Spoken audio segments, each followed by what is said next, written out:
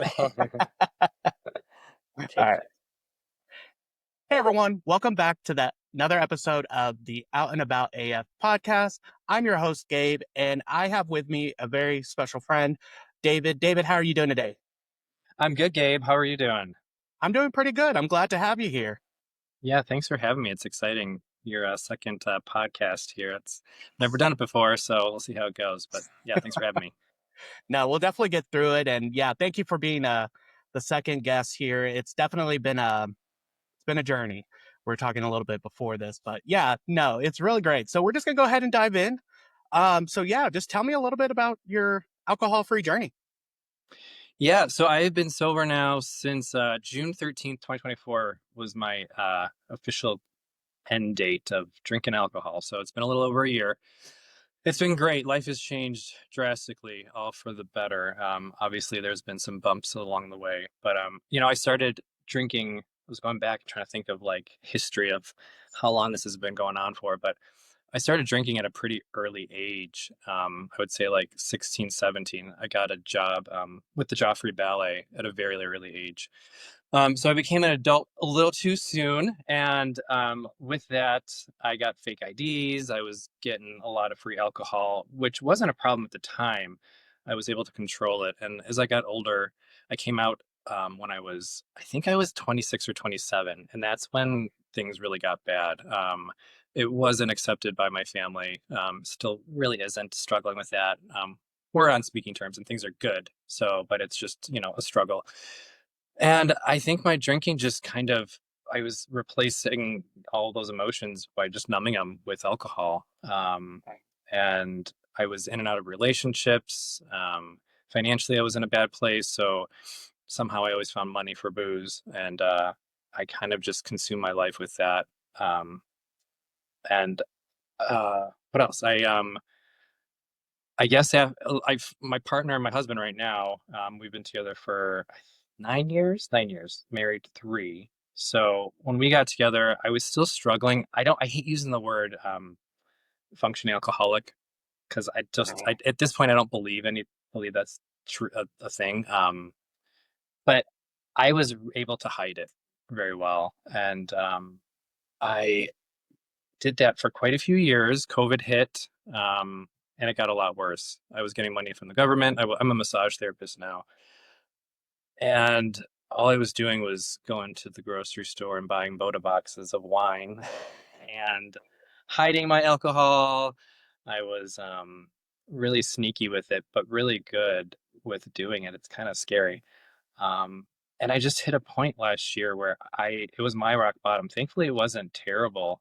It wasn't nothing dramatic, but it was my rock bottom where I knew like if I don't change my ways, my habits, my life is going to change drastically, health wise, relationship wise, and I knew it was time. So, in a nutshell, that's kind of what caused me to make that change in my Mhm. life. Yeah. So forgive me. Yeah. Um, where is the Joffrey Ballet? Where is that located? So they were in New York for years, and then they moved to Chicago quite a few years ago. They're at downtown Chicago, and I grew up training at the age of 6 for ballet, so it was something that was like a lifelong dream. And then high school came around, and they plucked me out of high school, and they offered me a position, and you don't pass that up. You kind of once you're offered those things, it's once in a lifetime. You take it. So I took it. And I danced there for 10 years and had a great time. So it's weird because it's like a whole another part of my life that not many people know about because it's been so long since I've retired. You've retired at a very early age in that industry. Mhm. Um, but yeah, it was a great run. But I started drinking very early during all that. Yeah, I was gonna say because like I grew up doing gymnastics, and it was just like constant training and like just being in that environment of like you have to be perfect, right? So there's this whole level of pressure on yourself, and you get it from the coaches and everybody around. Did you ever feel any of that kind of pressure? I'm so glad you said that because perfectionism was like I still struggle with that. But yeah, I mean, you're standing in front of a mirror from 10 to 6 p.m. at night, Monday through Friday. You're just looking at yourself, judging yourself, being judged by the person in the front of the room. So there's constantly just you putting yourself down, somebody else putting you down. And things have changed. Back in the day, things were a lot different. I think the environment's gotten a lot healthier, but still, the perfectionism, you would just beat yourself up over it. So then Friday would come along and, it's like time to let all that go and just drink. And that's what I did. I mean, we went to a Mexican restaurant um, in the neighborhood, and we always went there on Friday because I was able to get free alcohol at 16, 17 because the waitress was cool with giving me alcohol. You know what I mean? So that was like the go to spot at that early of an age to deal with stress that I probably shouldn't have been dealing with that early on. And, it messes a lot of people up. Thankfully, I didn't affect me too much. But it can be a struggle for many people, and cause people eating disorders, drinking, drug use. I mean, all kinds of stuff. So the industry can be a little cutthroat. Mhm. Yeah, and I definitely agree with you when you're like talking about the how it's gotten better, you know, like there's more of a focus on mental health now in these kind of fields. And but yeah, back then it just wasn't talked about. It's just you come in, you do the work, and you have to be perfect. And I remember just like feeling kind of crappy about myself. Like if I had a bad day, like, still going out there trying my best, but I never really got to that, I guess, impress my coach or, whatever it was. And so, yeah, and it's just like you don't know how to deal with things. So you find this alcohol or drugs or whatever it is. And it's just like, wow. So I definitely agree with you on that. And so do you remember like your first time like getting like actually drunk, or is Um, that like a moment or I'll be honest. It was probably, I remember being in Joffrey, and this is actually kind of something that stuck out. I thought about this is there was a hotel bar down the street near the studios downtown Chicago, and we all went there. And it was the first time I ordered a drink by myself. Nobody else ordered it for me. And they're all adults. I was 16, 17. They were in their 20s, so it seems so young now. But they're like, no, no, no, you just got to figure it out. Just be calm. Order. They said order a lemon drop martini. So I'm like, all right, just order the lemon drop. And there was no problem. So I had probably 5 or 6 lemon drop martinis, and I was all so right. proud of myself because I'm like, I can do this. I don't have to be 21. I can do this at the age of 16, 17, and be an adult about it. I'm thinking I'm an adult. Um, and I got really wasted that night. And I have so many blackout wasted nights as well going forward that if you were to ask me what I did that evening, I couldn't even tell you.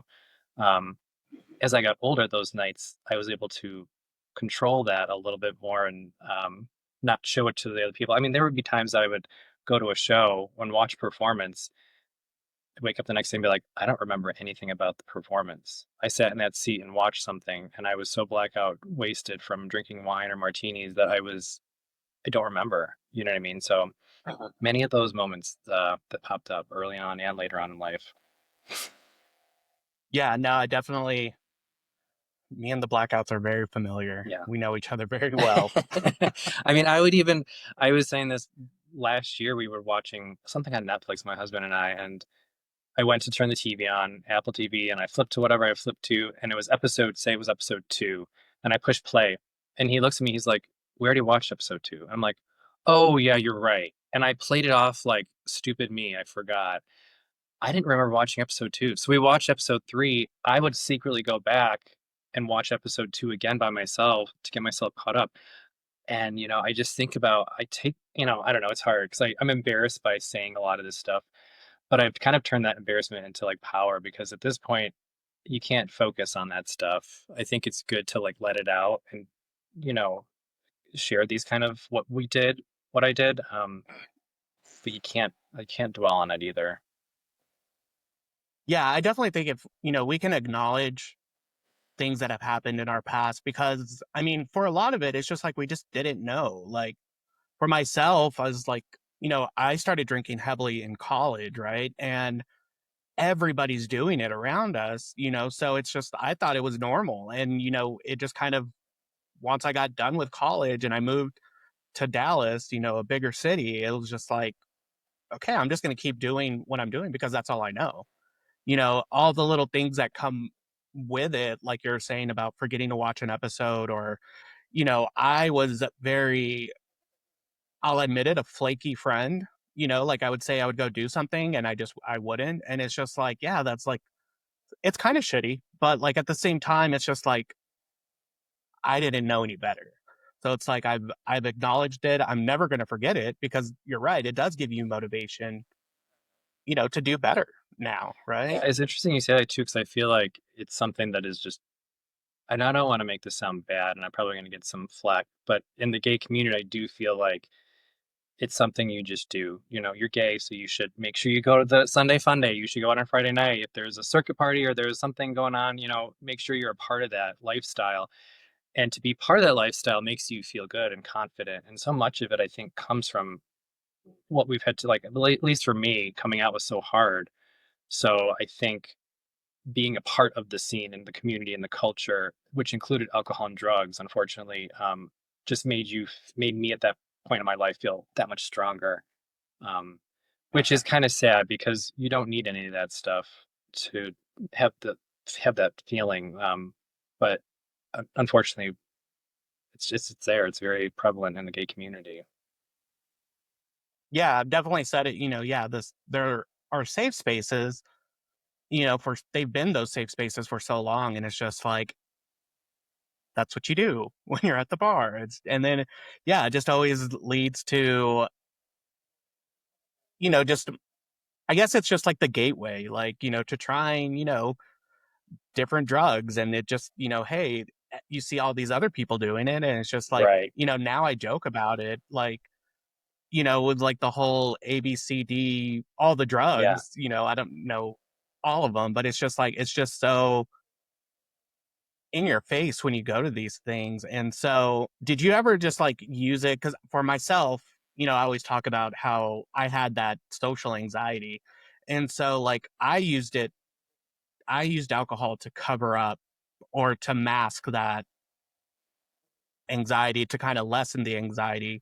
Was that similar for you, or did you use alcohol in those spaces for other No, reasons? 100%. I think about it now, and I still struggle with that. Now that I'm not drinking, I have to go into situations sober or meet somebody sober and figure out how to do that. Whereas in the past, I could drink before I left to go to an event or a party or whatever I was going to do. And I would, obviously we all know alcohol helps loosen you up. It makes you a little bit more free talking and, easy going. And I did it quite often. And I think that started early too, because I'm not a very, it's hard for me to talk to people in general. So when I was young, we would have big galas at Joffrey and events and fundraisers. And to go talk to donors that have so much money, I would need alcohol in my system to kind of get myself going. Um, and it's been a struggle still. So it's figuring out a new path on how to navigate, okay, I'm going to this party, I'm going sober to this party, and I'm going to talk to people like a normal person without having that, those blinders of alcohol in front of me. So it's been a struggle, but I think that's my anxiety levels have gone down quite drastically. What's funny is I drink because of my anxiety, but I also feel like drinking caused the anxiety. So it was like it went both ways. Because I don't have those anxious feelings anymore. I just struggle with different things now. Yeah. Yeah, no, yeah, it's definitely alcohol is a depressant. It does do all the stuff. I'm not a scientist or anything, but I've read it somewhere, I promise. Yeah, so I guess that's kind of like a perfect segue. Like, when you do go to these events, or do you still go? Did it take you time to like get back into it, Ye- or did you just jump right No, back it in? took me time. I remember last year was June and it was right before, yeah, right before Pride. So of all times, for me to decide I'm going to get sober, that was the time before all the gay holidays and 4th of July. And we have Pride Fest here in Chicago and Midsummer Fest, which is coming, or not Midsummer Fest, Market Days, which is coming up in August.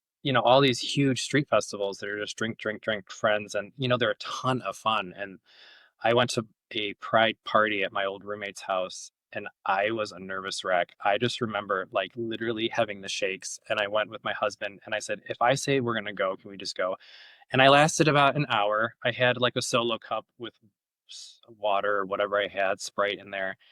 And it's funny because in my head, I was drinking it and I'm thinking, okay, if I pretend I'm getting tipsy or whatever, then I'm gonna like feel better. It seems so silly to say this, but then that was making me crow crazy in my head. And then I'm seeing people get wasted, and I'm like, I can't deal with this. So I ghosted.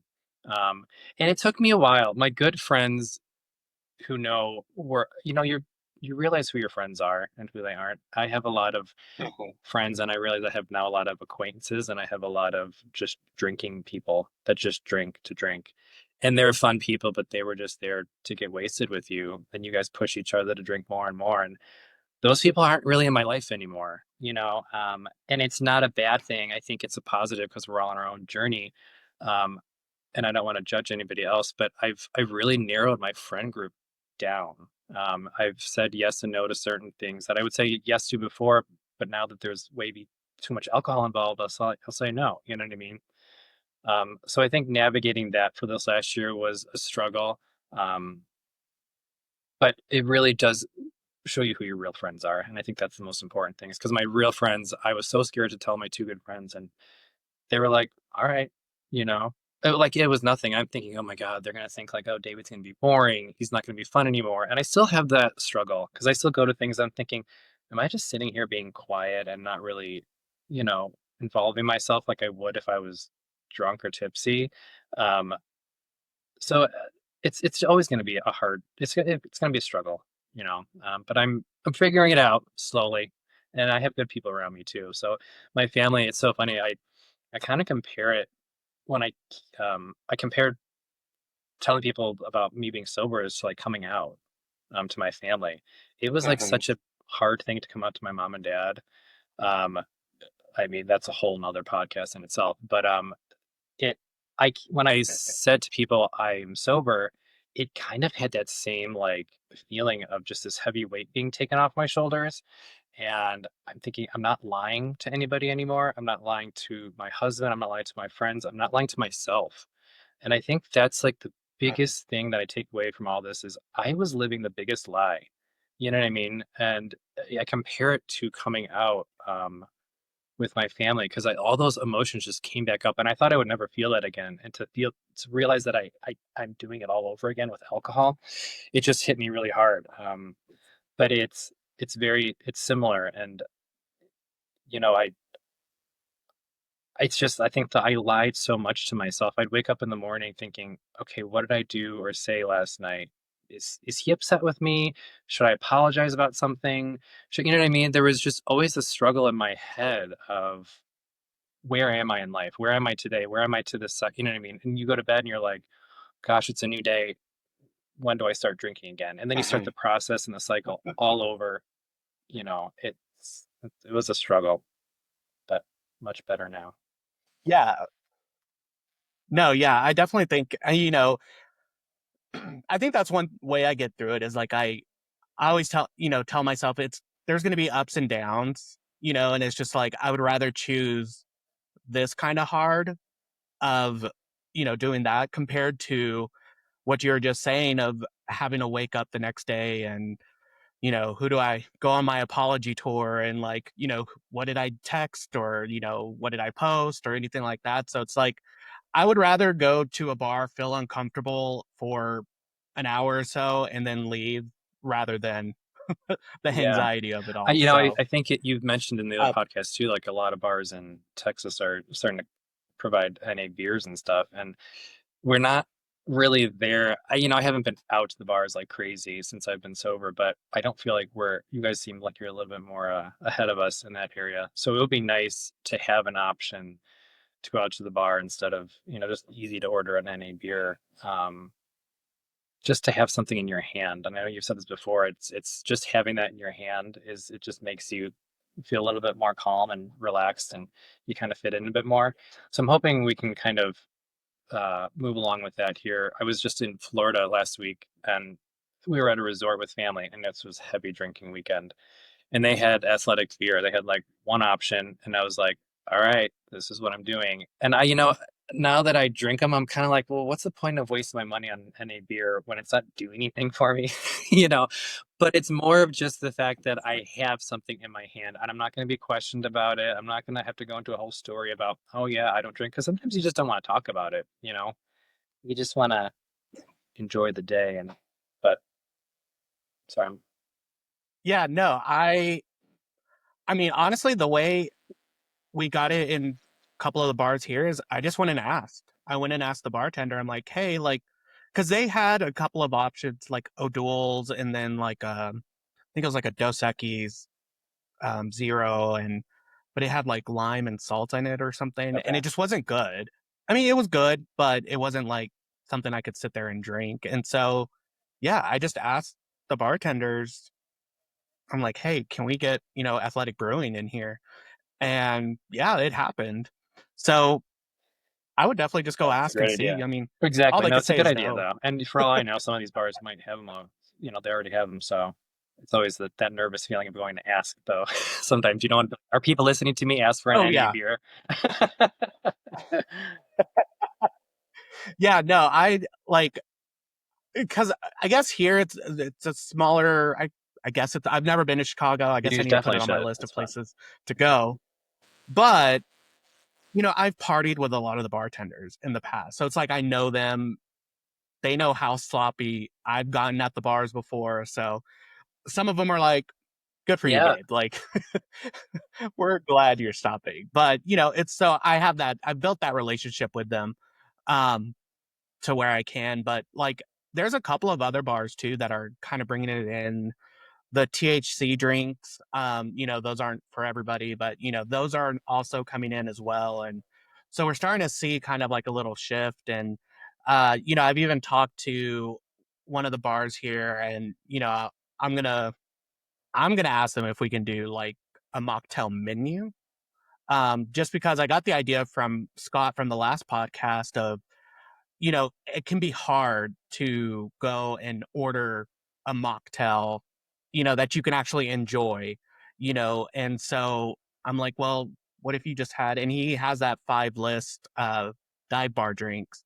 But I'm like, yeah, like what if we can just have, 2 or 3, options there that have a name Right. to it and just like, let me have that one. And that way it's saving Right. everybody time.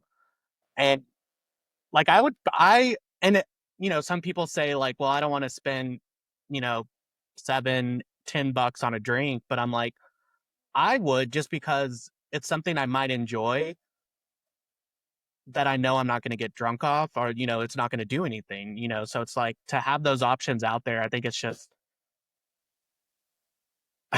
I was laughing. I was like, it's just more Yeah. inclusive for No, but it everybody. is. It Like, really is. And well, it's funny because we're so used to, I was a vodka soda lime person. So it would just fall out of my mouth. Vodka soda lime, please. Another vodka soda lime.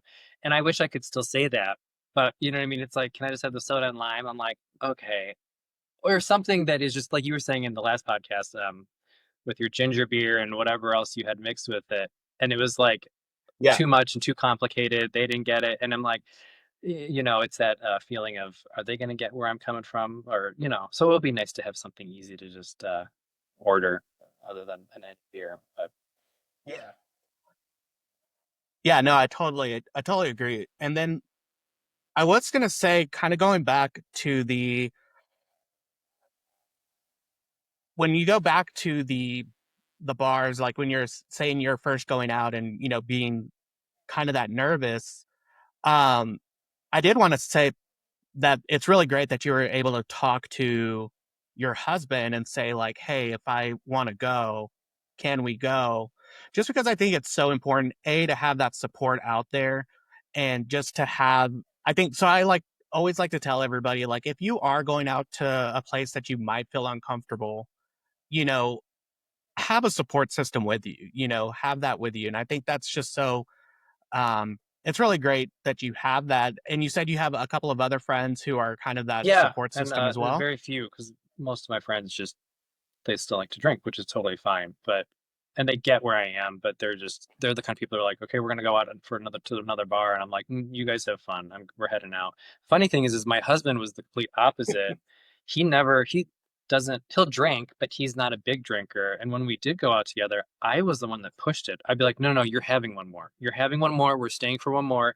I would go buy it. I'm like, I bought it, so we have to drink it. And he would. And so after I got sober, I'm like, so why don't you really, you're not drinking because I'm not drinking, right? Because you can totally drink. And he's like, no, I just didn't, I never really cared to do a lot of it before, but I did because you wanted to. I'm like, oh shit, like I was the pusher, just trying to justify my drinking habits by pushing on other people. So it is nice that he's not that person, and he's like, yeah, I'm ready to go too. Let's go home and turn on Netflix or go play with the dog. So it does make it easier. Yeah, no, I laugh at that because I was the same way. Like with my, because like now that we go out, like he can have one the whole time we're at one bar and then maybe have another one at the second bar. And here I'm like, what?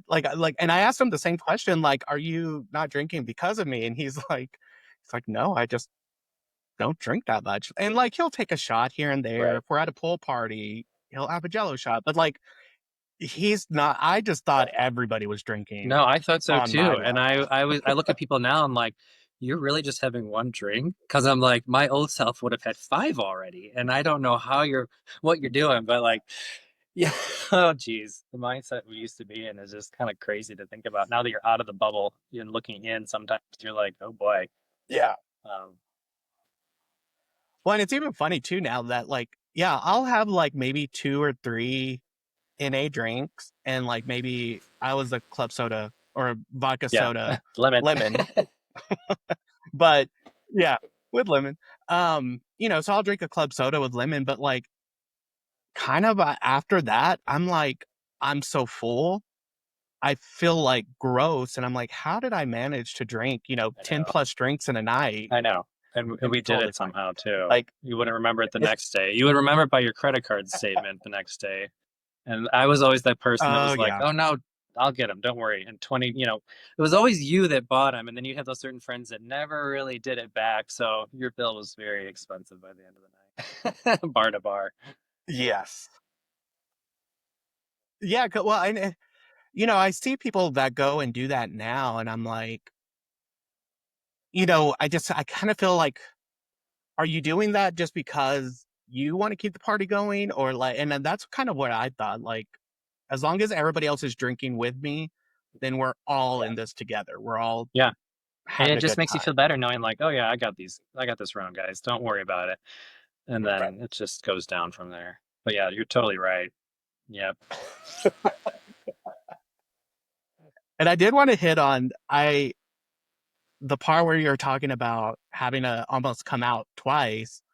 Um, I started noticing that in our group in sober motivation, because people would talk about, I posted on my Instagram and, all this stuff. And I just kind of found it funny because I was like, why is this like sound familiar? And I was like, oh yeah, because you are essentially coming out, you know, as being sober. And so I always find it funny, like when we say that we're coming out again and like when I guess I'll say it, straight people say they're coming out on Instagram, I always kind of find it, Yeah. I laugh at it, to be honest with you. Right, I was right, like, now you know exactly. what we went through, I did well, it's funny because the I was going back nervousness. and forth whether I wanted to, quote, unquote, "come out" on social media because 'cause I'm thinking, "I don't wanna make this about myself." It was a struggle I had, I'm proud of myself from where I came from and where I am now, but do I wanna share this with the world? And I decided at that one-year anniversary, I'm like, "You know what? If it helps one person, that's all that matters." And I was going back and forth because I'm a massage. I think I said I'm a massage therapist, and I have some clients that are on Instagram that are friends of mine. So I didn't really want to cross the line of work and personal life. So I was struggling with that as well. And then I'm like, you know what? No, I'm just gonna like let all the walls down, be vulnerable. I don't care who you are. If you follow me on social media, you're gonna see this. If you see it, then take away with it what you want. But I had quite a few people reach out and kind of share a little bit. People that were struggling, one person that went to rehab, and one person that she just doesn't know what to do. She was like in that beginning phase, and you know, I said this to my husband. I'm like, I can't believe so and so is struggling with this. And I'm sitting there. It's funny that I'm saying this because I'm like looking at people that you would never guess had a problem with alcohol addiction or they're struggling, but they're probably all thinking the same thing about me the minute I made that post. You know what I mean? It's like, oh, David, because I could pull it off pretty well. And deep down, I had a lot bigger of a struggle than people realize. So yeah, I just think once people get to that place, I think it's so empowering to just kind of share it, and it's a coming out moment in a very different way than coming out as being get gay or whatever. But you know what I mean? It's similar in the same way, but it's empowering, and I think if it can help anybody, even doing this podcast, I think what you're doing is great because there's so many communities and books and everything out there, other podcasts that are all inclusive for everybody. But I think it's important for the gay community to focus this, narrow this down a little bit for the gay community because our struggle, it's the same as everybody else's with Mhm. alcohol, but it kind of stems maybe for some of us from a different place. Just because we've had to deal with that coming out experience, and whether it's accepted by your family or not, it's still a taboo in society in a lot of places. So I think having other people in this community just it'll help people. So Yeah, no, thank you. I appreciate that. And yeah, it's one of those, yeah. Every time I like reached out, I would when I'd go on my apology tour, I would remember some people of who I hung out with and I would send them a message and be like, "Hey, sorry if I was a mess last night." And and they'd always be like, "No, you're totally fine." Every once in a while they're like, "Yeah, you got a little crazy." But it's we don't know what everyone is going through. And for myself, like after the bars closed, I still wanted a drink. So I would go home and we would have alcohol here. Or I would drink, like, I hate whiskey. My husband's a whiskey drinker. I hate whiskey, but I would drink it because it was here, and then that's when, I would get on my phone and like text people. And it's just like you never know what everyone else's story is behind closed doors. And I think that's definitely it is impactful when you put yourself out there like that. And it's just like any of us, anybody, they always say alcoholism doesn't target just one demographic or anything like that. And I definitely agree with you. I think in this space, in the LGBTQI plus community, I think it's definitely important because in our other community, we usually don't talk about politics or religion or anything like that. But here, I think it is important here because people do drink because of their religion or because of the politics, and it's just, and especially in this day and age of right, how politics are affecting us, I've met a couple of people who are like, I'm drinking more because of what's going on in the world. And it's just like, yeah, and to provide a safe space for, that hour or so where people can come and just be themselves, I think it's just a big yeah, motivator for me to kind of keep going in this. And so, but I also think that other people sharing their story and putting it out there, showing people, because I'm pretty sure people identify more to you than they do to right, me, and then vice versa, just because, right, Hispanic, white, whatever it is. But like, I think it's just the more visibility that we get out there. I think that's what's really gonna help a lot of people. So thank yeah, you again for of sharing your story course. here too. Yeah, definitely appreciate you being here. Yeah. So, all right. So like, what do you do now? Like that you, well, obviously that you don't drink. Like, you said you go No, to the not that bars. Do much you go to anymore. all I these mean, events honestly, too? we'll do. We're not out that Oh, often. Dinners. I'm a big Broadway person, so we go to Broadway shows. But I actually remember I don't. I would have like 2 or 3 glasses of wine before a show, and again, I wouldn't remember half of it. So now I actually can sit down and enjoy a Broadway show, and um, you know, that kind of stuff. We're also big Disney people, so we go to Disney all the time. And the great thing about Disney is there's no, well, I shouldn't say there is some alcohol in the parks, but for the most part, that was something Walt never really wanted, just for that reason, for the riffraff and the chaos of people getting drunk. So, we're those Disney gays that we'll go once or twice a year. We'll do our cruises. People think we're crazy that we're spending all our money on Disney, and we both love it. So it's a nice outlet. It's a alcohol-free, vacation.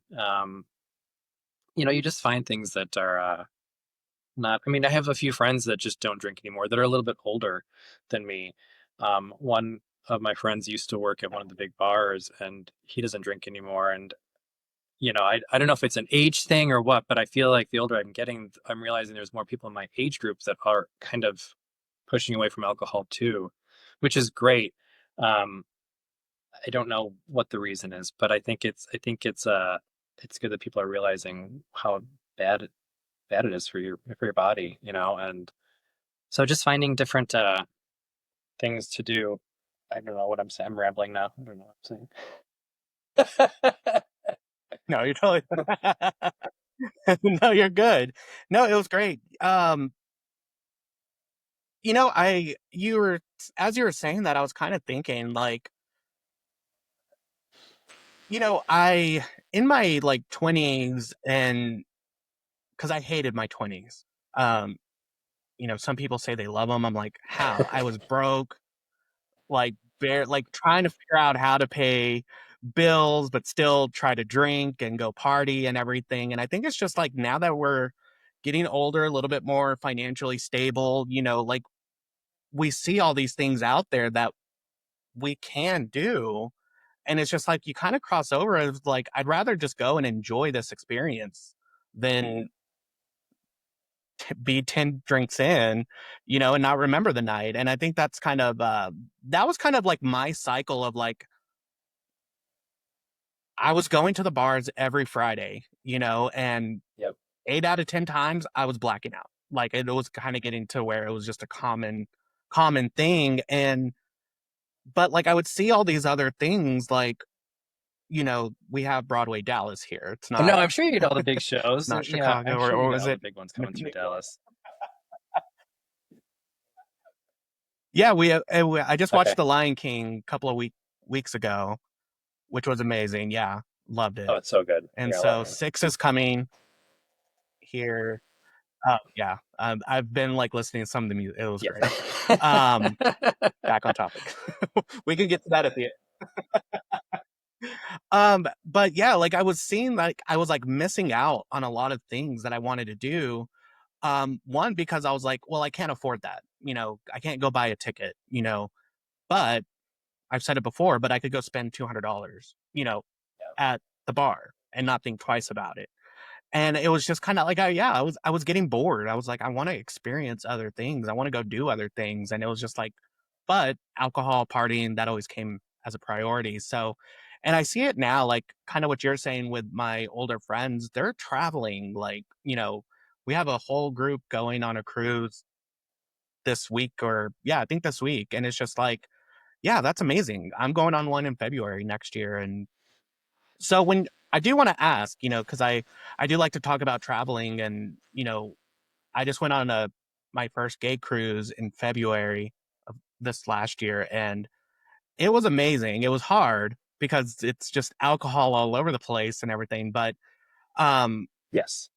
you said Yeah. you went on the Disney cruise, Is it- and I'm N- pretty obviously it's No, not the but you're same still sucking about it. same people Yeah, for there. But sure. I've always did you have wanted those to do one of temptations? the one of the big games. Was it like Atlantis that you did, or what did you end up? Yeah. Or- Okay. And they always sound amazing. And then I But think kayak. about it. Back in the day, I was supposed to go on one, and I'm like, I always have that like weird feeling of like, oh my God, I'm stuck on a boat with a bunch of like shirtless gay men that are just like partying their butts off, which the pictures look amazing. But then I'm thinking, how do you escape that? Because it's just 24/7. And I've heard otherwise. I've heard that there really is space for you to do your own thing. So I never did it, but Disney cruises are the same. It's, there's alcohol in there too. And our two friends got married on the Disney cruise last summer, um, and a bunch of gays. It was two guys, and all the gays came on the cruise, and so everybody's drinking. And I I think this was right after I stopped drinking, a few months after. So not many people really knew about me being sober. And I hid it that whole trip because I didn't want to deal with talking about it.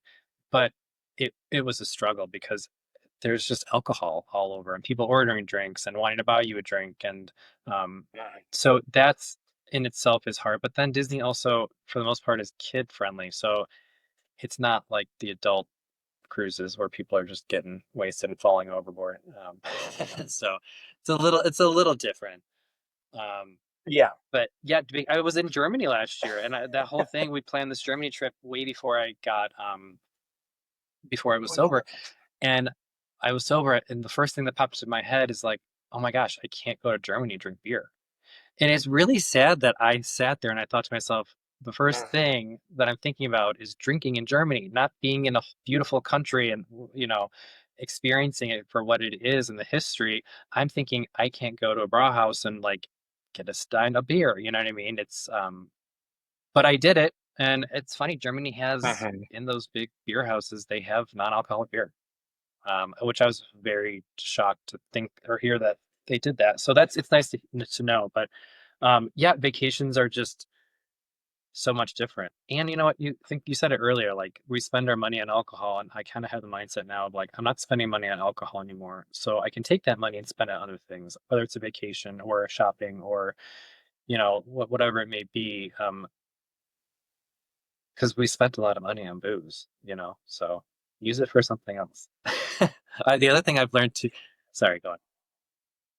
I was gonna say Yeah, the other thing I I've learned too is like go ahead. No, I go I for it. think I might have learned this from somebody in the other group, but dinner is really hard to navigate with a group sometimes. Like if it's your close friends, they know you're not drinking, so they won't charge you. You won't pay the tip or tax or whatever. They'll make sure your bill is a little different than theirs. But if you're in a big group Mhm. where you're just going to split it evenly, it's always a struggle because I'm like, oh my God, I'm going to spend 40, 50 more dollars for everybody else's alcohol. So I've learned this. I don't know who said it. You probably remember, but somebody said, order the most expensive thing on the menu. So it kind of just makes up for that. You know what I mean? So if they're all getting, you know, whatever quesadillas, I'm gonna have the steak, and I'm gonna go all out. So I don't feel as bad as like, to spend as much money. So those little things you gotta figure out. But usually it's not that No, that big of a makes deal because your friends know and they're pretty aware of, oh I'm yeah, David shouldn't be spending that much on the bill if we all, are drinking. yeah. No, Somebody said it in the group and I wrote I've that never down. I'm heard like, that, but it whatever I'm makes taking away sense. from this hour I session, mean, that is a really good tip. And I've used that one a few times.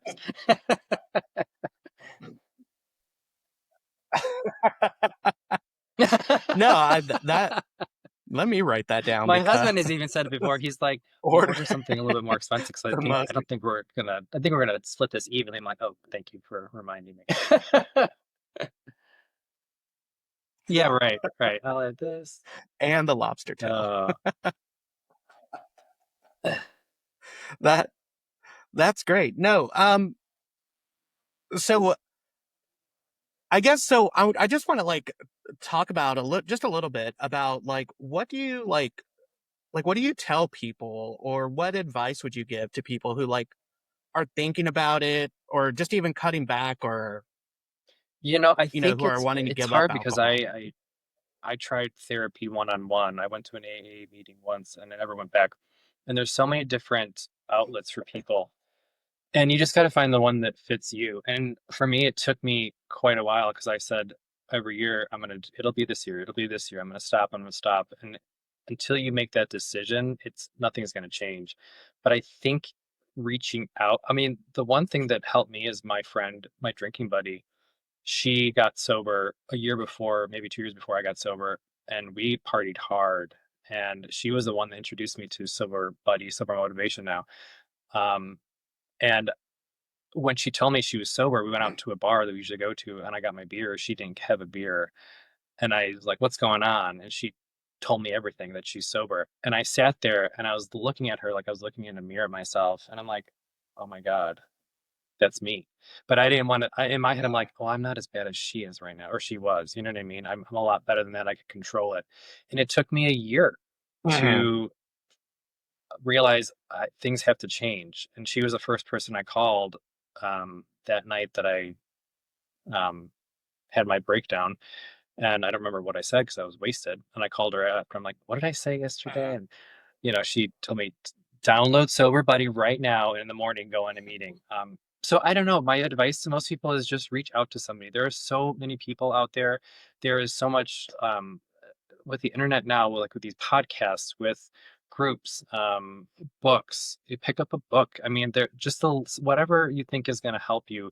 Um, Eventually will help. If you want to do it, if you want to put the work in and you want to be motivated with it, then there are so many outlets. And it's not for everybody. It's, you're going to have some Mhm. falls and some fails, and you're going to have, end up going back. It's not easy for everybody.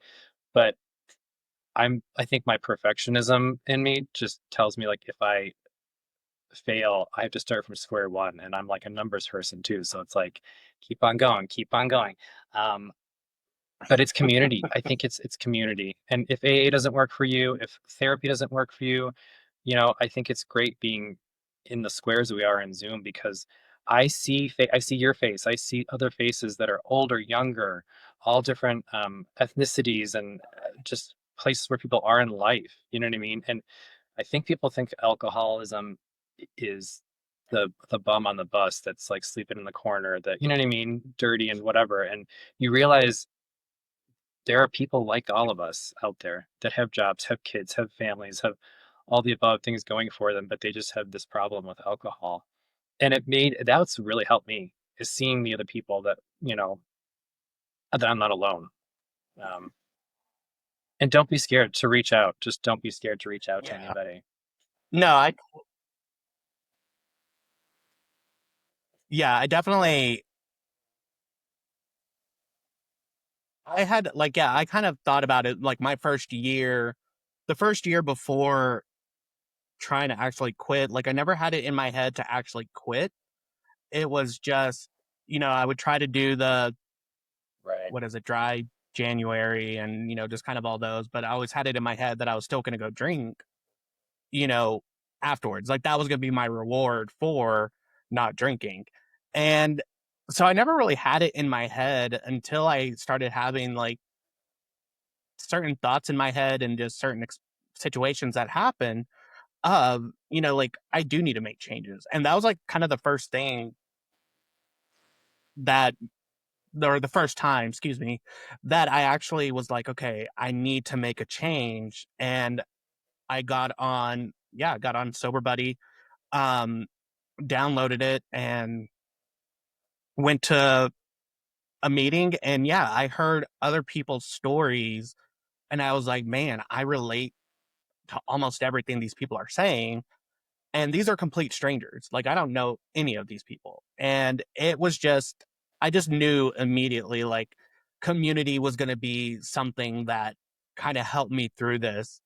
And especially because, like we said, we see people that have years of sobriety and it's just like you see them and you see how they're just showing up for themselves and they're showing up and doing amazing things. I always Love her. talk about Melissa, shout out Sober New Yorker.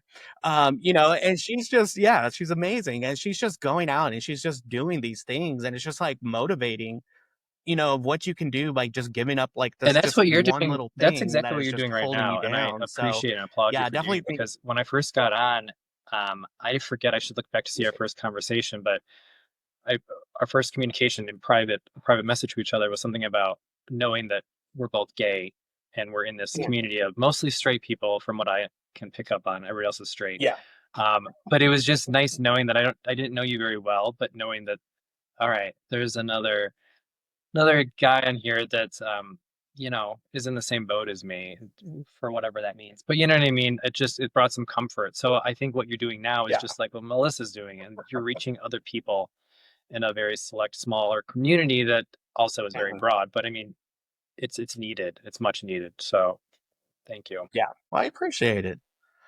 Thank you so much for Thanks, being Gabe. It was here. great. It was And fun. thank you so much for listening. If you connected with this episode, feel free to comment and leave us a review. You can find me on Instagram at Out and About AF. Take care of yourself, and we'll catch you on the next episode.